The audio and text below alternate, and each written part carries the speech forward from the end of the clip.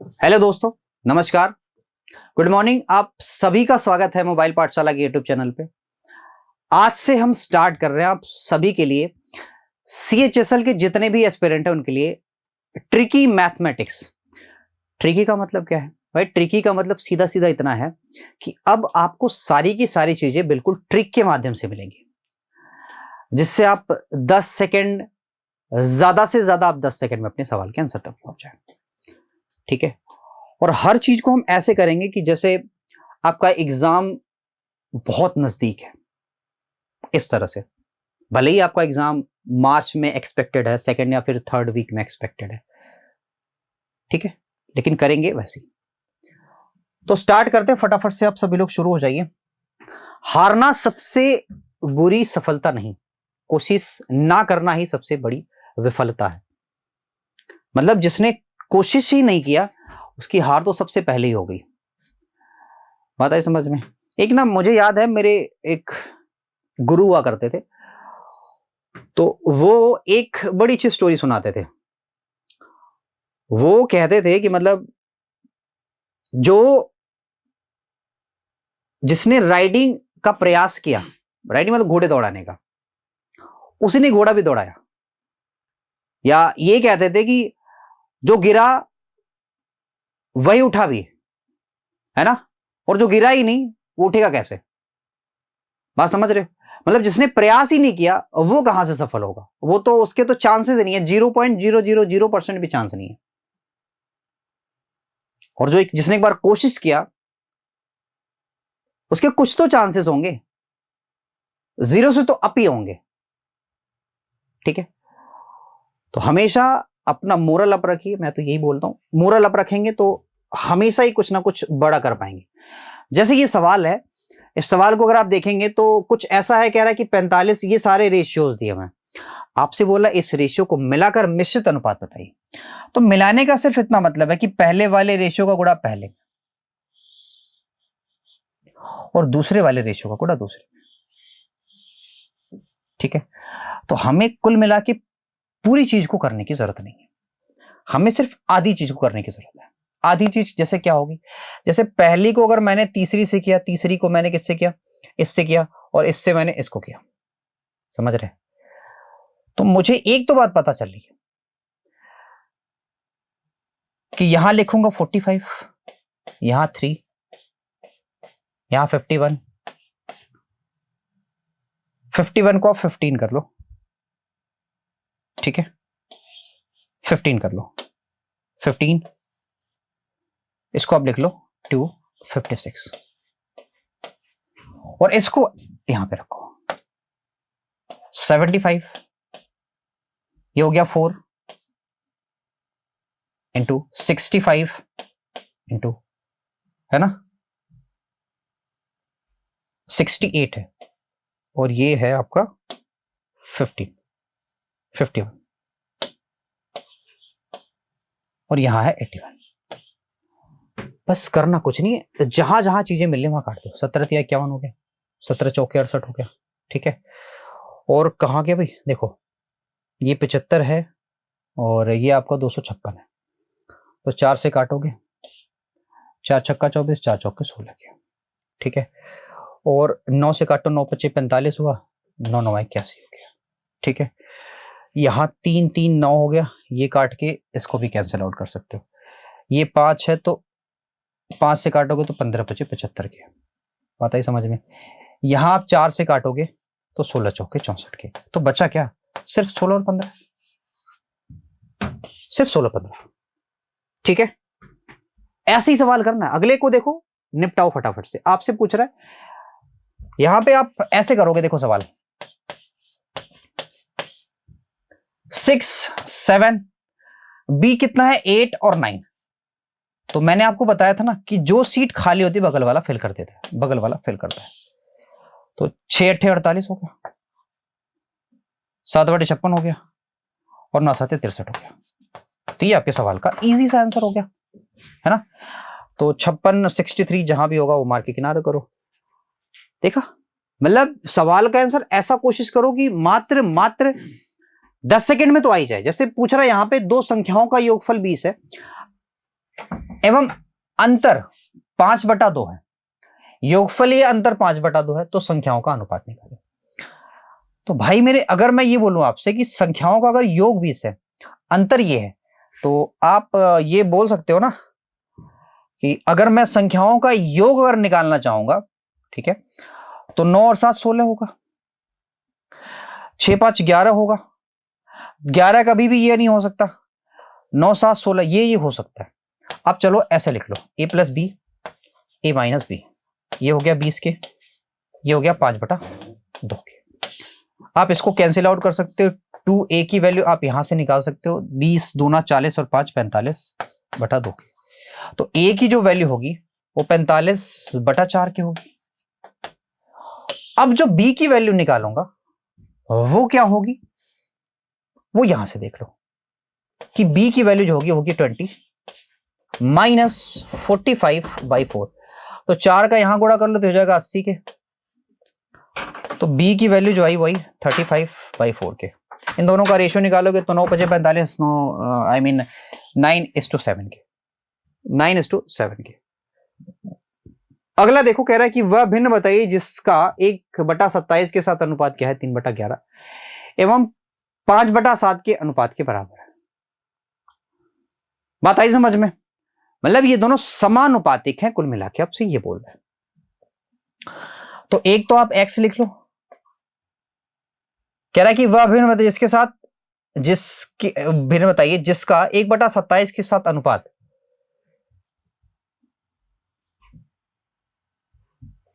1/27 के साथ अनुपात, पहले 1/27 लिखो अनुपात, या आप ऐसे लिख लो, अब समझदार हो तो ऐसे लिख लो, डिवाइड बाई x इक्वल लिखो 3/11 डिवाइड बाई 5/9। इससे होगा ये कि आप जब इसको पलटोगे तो ये मल्टीप्लाई में हो जाएगा 9/5, और ये भी हो जाएगा उसी में x की वैल्यू, ये हो जाएगा 1/27x। तो 9 × 3 = 27 हो गया बटा 11 × 5 = 55 हो गया। तो एक तो बात बिल्कुल क्लियर है।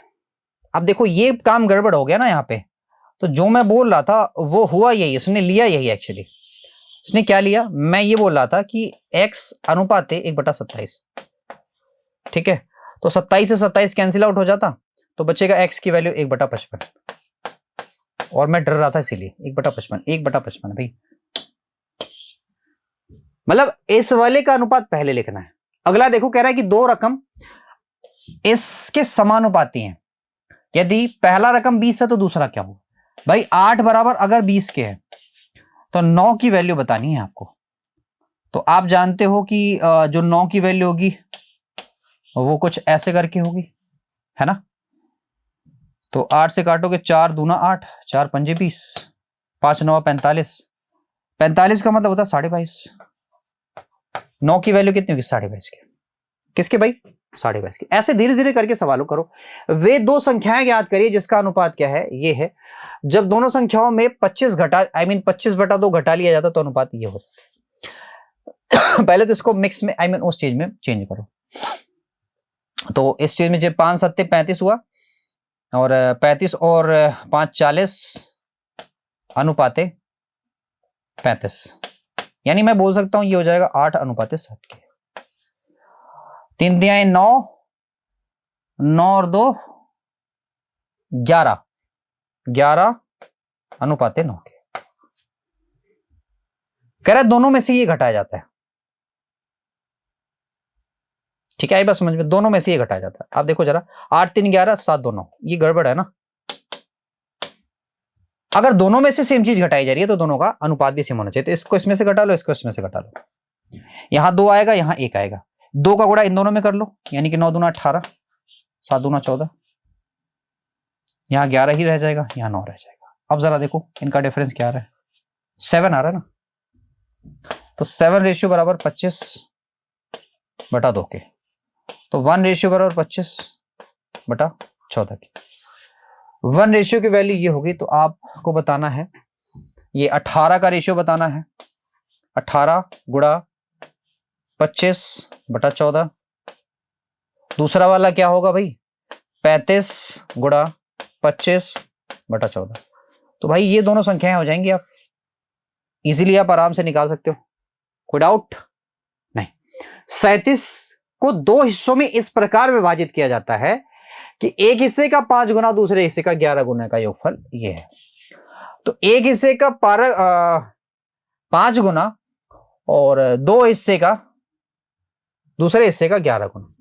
तो भाई एक तो 5, दूसरे का 11, ये है 227 के। और कह रहा है इससे फर्स्ट प्लस सेकंड, ये है भाई सब 37 के। अब 5 का गुणा कर लो, 5 का गुणा किया तो 5 यहां भी हो गया। ये तो माइनस करो, ये माइनस और ये भी माइनस, तो ये तो कैंसिल आउट हो गया, 5 5 यहां गया। तो आप जानते हैं 6 गुणा सेकंड यानी कि दूसरे का वैल्यू, 5 7 35 के 5 हो गया, 5 3 15 और 3 18। तो 185, 15 यहां है और 15 20 होता है 35, 35 और 7 कितना होता है 42 के। तो सेकंड की जो वैल्यू आ गई वो आ गई 7। अब सेकंड वाला अगर 7 है तो पहला वाला 30 होगा, सिंपल सी बात है। क्यों जी? वह अनुपात ज्ञात कीजिए जिसका पूर्व पद 9 तथा मान पद 4/9 के बराबर है। पूर्व पद कह रहा है 9 होना चाहिए। पूर्व पद का मतलब क्या होता है, पहला पद। तो पहला पद 9 किसका हो सकता है भाई साहब, इसी का हो सकता है और किसी का हो सकता है नहीं। पहला पद इसी का तो हो सकता है, बाकी और किसी का नहीं हो सकता। तो धीरे धीरे ऐसे करके सीखना स्टार्ट करो और सीख जाओगे। कह रहा है कि समानुपातों में x का मान निकालना। भाई x का मान निकालना बहुत आसान होता है, इन दोनों का मल्टीप्लाई, बाहर बाहर वालों का मल्टीप्लाई कर लो, अंदर अंदर वाले को मल्टीप्लाई कर लो और इक्वल कर दो। तो 5 गुणा x बाहर बाहर वाले, 15 गुणा 2 अंदर अंदर वाले, 5 3 15, x की वैल्यू हो जाएगी 6 की। यहां x की वैल्यू 6 होगी, बाहर बाहर वालों को अलग अलग, अंदर वालों को अलग अलग, यानी कि 3x गुणा 75/9, 3 से काटा वाया 3। x की वैल्यू कितनी आ गई, 5 3 15 की 5, 7 3 21, 1 22।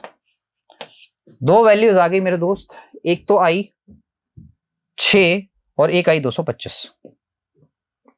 ठीक है जी। अगले को करते करना, निम्नलिखित में से चौथानुपाती क्या होगा। भाई साहब अगर चतुर्थानुपाती पूछे, चतुर्थानुपाती अगर पूछे, अगर आपसे चतुर्थानुपाती पूछे तो याद रखना इसको हम हमेशा ही लास्ट का, जैसे अगर मान लो 3 संख्याएं ए बी सी हो तो हमेशा ही b गुणा c अपॉन ए होता है। हमेशा ही क्या होता है, b गुणा c अपॉन ए होता है, हमेशा ही चलता है। यानी कि लास्ट का दोनों नंबर बटा पहला नंबर। तो किसका पूछ रहा है, इस वाले का, लास्ट का, यानी कि 2 3 6/1। तो पहले वाले का तो 6 ही होगा, यानी ऑप्शन तो यही वाला करेक्ट मुझे दिख रहा है। दूसरे वाले का अगर निकालना तो इन दोनों का गुणा कर लो और इससे भाग दे दो 49 से। तो 6 9 गुणा 70/490 के, 0 से 0 गया, 7 7 49 हुआ, 7 से कटेगा नहीं कटेगा, तो 59/7। तो ये भी मिल गया 69/7। अब ये वाला देख लो, तो 15 गुणे 1.5 2.5 के, यहां से पॉइंट एक ठो हटा देगा, ये हो जाएगा 2 2 5 के, यहां हो गया 25 के। तो 25 9वां होता है यहां पे डेसिमल, तो 0.9 आपका उत्तर हो जाएगा। तो क्या क्या मिला भाई, एक तो 69/7 मिला, यहां पे 6 मिला और यहां पे ये मिला। तो डेफिनेटली पहला ही मेरा उत्तर है, बाकी चीजों में पढ़ने की जरूरत ही नहीं है। अगले पे चले, बड़े अगले पे। नेक्स्ट, यदि 30 व्यक्ति किसी काम को 27 दिन में निपटाते हैं तो 18 व्यक्ति उस काम के 3 गुने को कितने समय में पूरा करेंगे। आप जानते हैं ये रेशियो से भी हो जाएगा, बात आई समझ में। कह रहा है कि भाई 30 आदमी जो है, ठीक है, वो 27 दिन में अगर काम निपटाते हैं, ठीक है, तो इसका मतलब यह है कि मैं आपसे कह रहा हूं कि 27 दिन में अगर काम निपटाते हैं तो कह रहा है 18 व्यक्ति, सुनिएगा, कह रहा इसका 3 गुना काम है। क्या है भाई? 3 गुना काम, और 18 लोग पूरा कर रहे हैं, तो कितना दिन लगेगा? तो 3 छक्के 18, 6 हुआ, 6 पंजे 30, 5 हुआ, 5 7 35 के 5, 5 2 10, 3 13, तो 135 दिन लगेगा कुल मिला के, 135 दिन। नेक्स्ट पे चले भाई, अगले सवाल पे। जब गेहूं कह रहा है कि 1 रुपया 30 पैसा केजी था, तब एक निश्चित रकम से 60 व्यक्तियों को 15 दिन तक खिलाया जाता था। 60 व्यक्तियों को 15 दिन तक खिलाया जाता था। यदि गेहूं 1 रुपया प्रति केजी हो जाए तो उसी रकम से 45 दिनों तक कितने लोगों को खिलाया जा सकता है? बढ़िया सवाल है। तो सिंपल सी बात है, जरा देखो, कह रहा है कि 1.5 रुपया किलो गेहूं था, ठीक है, 1 रुपया 30 पैसा किलो, और 60 लोगों को खिलाया जा रहा था। इसके हिसाब से कह रहा गेहूं हो गया 45 दिनों के लिए खाना हो गया, 15 तिया 45 कर दो, 3 दूना 6 कर दो, 20 हो गया, 13 दूना 26, कुल मिला के 26 लोग खाएंगे। कितने खाएंगे भाई? 26 लोग। नेक्स्ट, 7 व्यक्तियों का एक परिवार है, 840 रुपए में 36 दिन तक जी सकता है। तो 9 व्यक्तियों का परिवार 810 रुपए में कितने दिन जिएगा? तो 7 व्यक्ति हैं, 840 रुपया है, 36 दिन तक जी रहे हैं। बात है समझ में? 9 व्यक्तियों का परिवार, ठीक है, तो 9 9 81, ठीक। अच्छा, रुपए को चेंज करो,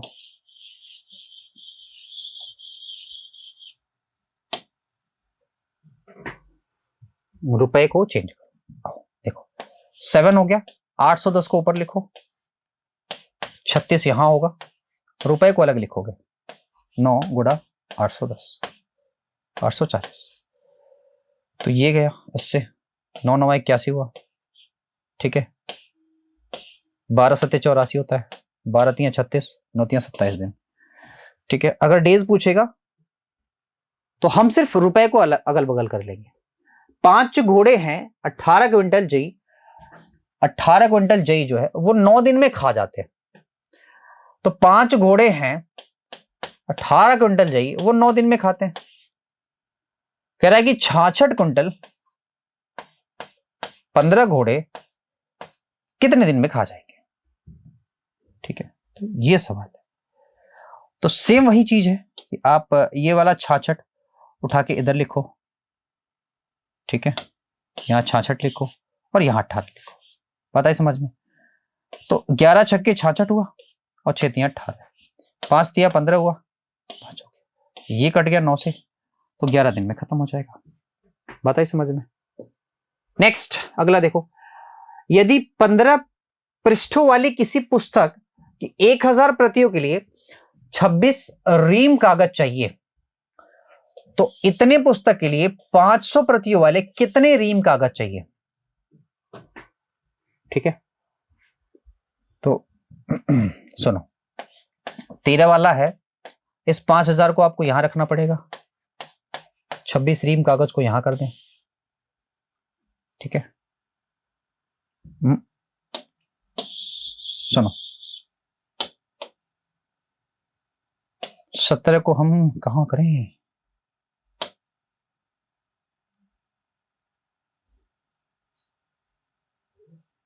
ठीक है, आओ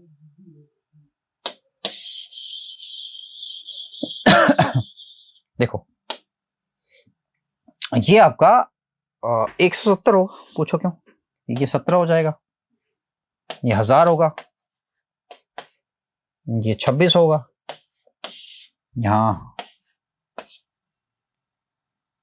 13 होगा, ठीक है, और यहां होगा ये 5000 यहां रखो, 1000 यहां रखो, तो 1000 से 1000 क्या, 13 दूना 26 हुआ, 5 दूना तो 170 आएगा आंसर। आज का ये लास्ट सवाल है, यहीं पे खत्म करेंगे आज। कह रहा 810 केजी वजन को 70 किलोमीटर तक ढोने का खर्च कितना है भाई? 45 रुपए है। तो 840 केजी वजन को 63 किलोमीटर ढोने तक कितना खर्च आएगा? ठीक है, तो 70 किलोमीटर ढोया जा रहा है 45 रुपए के खर्चे के साथ। 63 को ऊपर लिख लो। एक सेकेंड, इसको ऊपर लिख लो। वही है भाई 840। कर लो, 0 से 0 गया, 9 7 63 हुआ। काट लोगे काट पीट के, आपका ये आंसर आपका आ जाएगा। ठीक है, 35। बात आई समझ में? तो ये आपका उत्तर है, ये आपका आंसर है। ये आपकी पहली क्लास थी। ठीक है, और अभी बेहतरीन बेहतरीन क्लासें होंगी, क्योंकि अब क्लासें बिल्कुल CHSL की रुकेंगी नहीं। हर एक चीज बाकी ट्रिकी सॉल्यूशन के माध्यम से होगा, हर एक चीज ट्रिकी सॉल्यूशन के माध्यम से। ऐसे ही आपको लाइक करना, शेयर करना, सब्सक्राइब करना, अपने दोस्तों तक वीडियो को पहुंचाना है। जितने भी हमारे दोस्त CHSL की प्रिपरेशन कर रहे हैं, बहुत तेजी से कैलकुलेशन अगर सीखना हो तो इस सेशन से जुड़ते रहिए। आज के लिए इतना ही। Thank you very much, bye bye, take care. कल फिर मिलते हैं। Thank you very much.